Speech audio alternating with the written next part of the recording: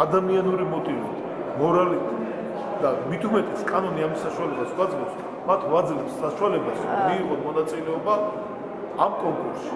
აქ მეტი არაფერი არ და კონკურსში მიენიჭებს არის 9 ადამიანისთვის, არის 100 ადამიანისთვის, მაგრამ უბრალოდ ის გულდაწყვეტილები იყო, რომ ამათმა ჩვენ ვიმუშავოთ, ჩვენ გავაკეთოთ, მართლწარჩინებულები არიან ეს. და მოგვეცით შანსი, რომ ჩვენც ვსაუბროთ, მივიღოთ მონაწილეობა ამ კონკურსში. ბატონო დავით, საჯარო სამართლის საჯარო მოხელის შესახებ კანონი გვაძლევს ამის უფლებას. ბატონო დავით, ეს ხომ არ იქნება, თქვათ, ნებისმიერ სხვა ვაკანტურ თანამდებობაზე უნდა მოეთხოვოთ, ხო? და უმაღლესი განათლება და ეს ხომ არ რაღაც გარკვეულწილად უსამართლობის უსამართლობა არ არის. თქვენ ძახთ, რომ თანასწორობის პრინციპი კი, არ იქნება და არ ირღვევა. იმიტომ არ ირღვევა, ზუსტად მაშინ დაირღვევა და რო არ მიგვეცა მაგათ საშუალება. კონკურსის შედეგი რო დაიდება, მე უნდა ვილაპარაკოთ. ეს ერთია და მნიშვნელოვანი. მეორე, მაგრამ შეიძლება გაიმარჯვოს იმ 9, მაგრამ იმათი საქმეებით არის შეფასებული. ეს არაფერი ჩვეულებრივი დემაგოგია იყო და უთხარი კიდევაც ზოგს ეწყინა კიდევაც, მაგრამ არა უშავს.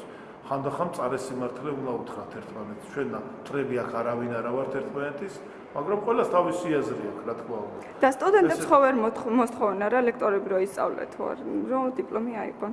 რას ნიშნავს? რატო არ მოსთხოვენ? იმიტომ რომ თუნდაც დიპლომები, იმიტომ რომ გამგებლებს არ აქვს. და გამგებელი და წმუნებულით იწყება ეს ქვეყანა და მთავრდება?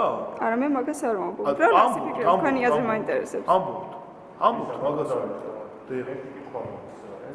რაც შეიძლება რეგულირებაში განმარტებული არა ეკუთვნის სოფლის წუნებული. მაგრამ სპეციალისტებს წუნებული აპარატს, რა თქმა უნდა.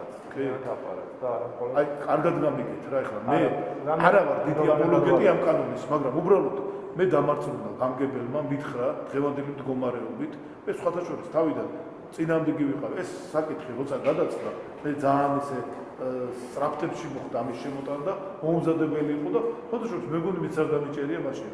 მაგრამ როცა ამიხსნის რა მდგომარეობაც იყო, თვითონ იმაში, იცით რა არის?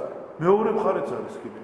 ჩადის ქალაქიდან დიპლომიანი და ხდება რწმუნებული. ყველას აქვს მონაწილეობის უფლება საქართველოს მოქალაქეს, ხო, კონკურსში. ხდება რწმუნებული. ჯერ ხომ იმათ თავის სპეციფიკა იქ არის ის, რა მდგომარეობა რა არის იქ, ხო? და ის კაცი ვინც მართლა თავისუფლისა და თავის თემისა ყველაფერი ესმის, ძალაუნებურად უნდა წამოვიდეს და ქალაქში უნდა ეძებოს სამსახური. და ამითი ჩვენ ხელ შევუწყობთ იმ სოფლის მიგრაციასაც. აი ამ კუთხითაც მიუდგნენ და ანუ მე თან ჩვენ ვაძლევთ საშუალებას. ეს ხო არ არის ქალაქში ამის გამო ამაზე ხო არ გიფიქრია. დიპლომიანი მოსახლეობა წამოვიდეს ქალაქში ამის გამო შეიძლება ეს მოხდეს. და ისინი ვერ იპოვებენ ადგილს სოფელში შეიძლება წამოვიდნენ. რატო კაცო? თუ ის შესაბამისი კადრი არის, მან უნდა მიიღოს და იმან დაიკავოს ეგარდები. უდიპლომობა აქ პრივილეგია არ არის. პრივილეგია არის იმის კვალიფიკაცია, იმის სიცოცხლე და რა თქმა უნდა დიპლომი.